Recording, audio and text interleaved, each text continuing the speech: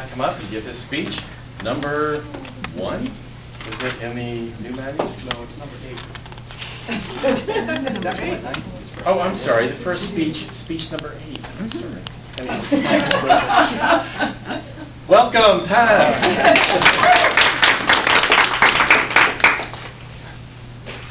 Good afternoon, fellow Toastmasters. As always, good to see you. And anytime we have guests, it's always special. Welcome back. Mr. Toastmaster, thank you for that introduction. I want to tell you about an interesting experience I had recently. I went out and bought a 55-inch plasma television. Wow. Then I discovered there's precious few programs actually worth watching.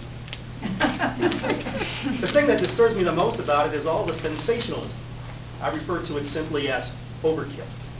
In fact, it's clear to me that this whole idea of overkill has spread out across industries. It's been developed into a business model, and now it's being crammed down our throats. Some of it is influencing us into making unhealthy decisions. Some overkill, though, is just an insult to our sensibilities. I'll start with television. Anybody watch local news? Have you noticed that you can't even get the weather report anymore without the weathercaster trying to soup it up for you?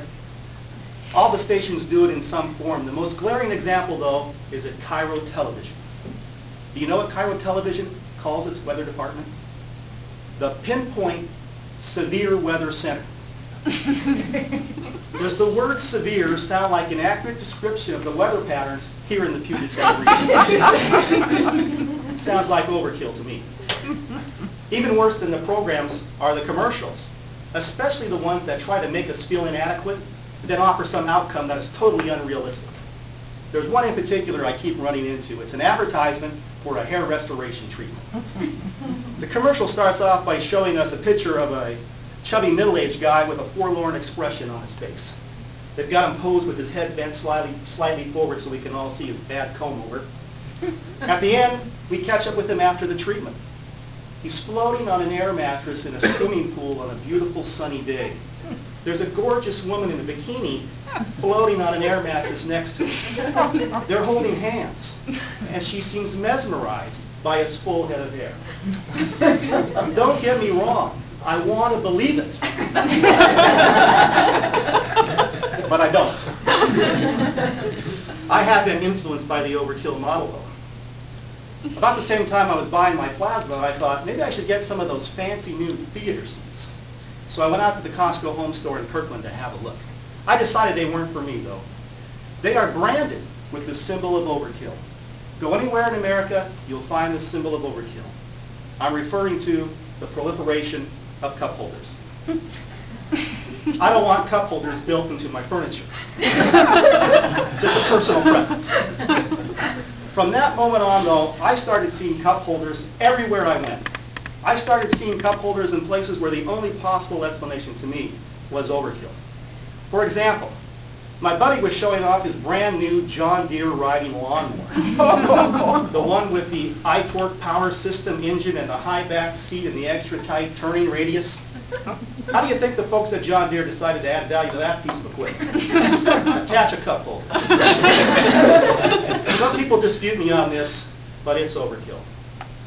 Later on, I was at my local Safeway store, the one on Coal Creek Parkway in Newport Hills.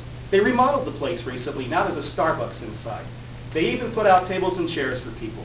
Do you think anybody's ever sitting there? Not a chance. Why? They retrofitted the entire fleet of shopping carts with cup holders.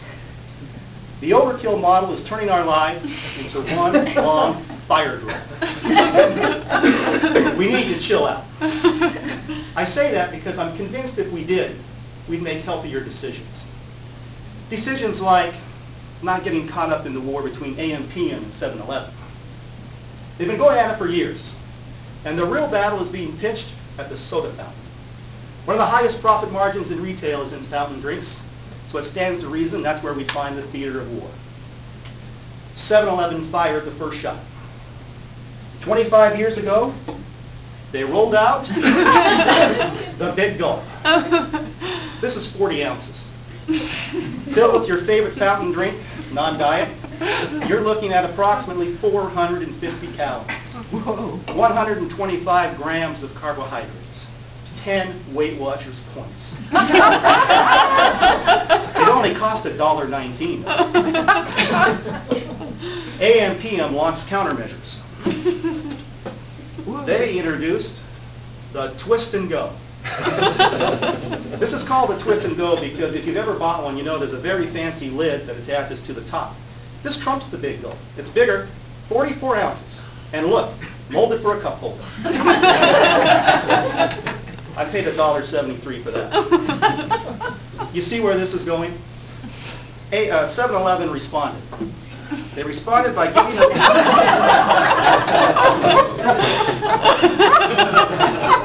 the double goal. 64 ounces, 750 calories, 200 grams of carbohydrates. Weight Watchers points, it's not in the program. It almost takes two hands to hold on to this cup when it's empty. And it raises the question, is this really a good idea? Even though it only costs you $1.52, including tax. Is it worth it? That's the question the Overkill model tries to get us to override in our thinking. So by being aware that this dynamic exists in our society, perhaps we can filter it out of our decision-making process. If we can, perhaps we can make healthier decisions. And we can prevent ourselves from feeling inadequate by being exposed to these unrealistic images. And just maybe, we can chill out. I wish you well. Good afternoon. Mr. Postman.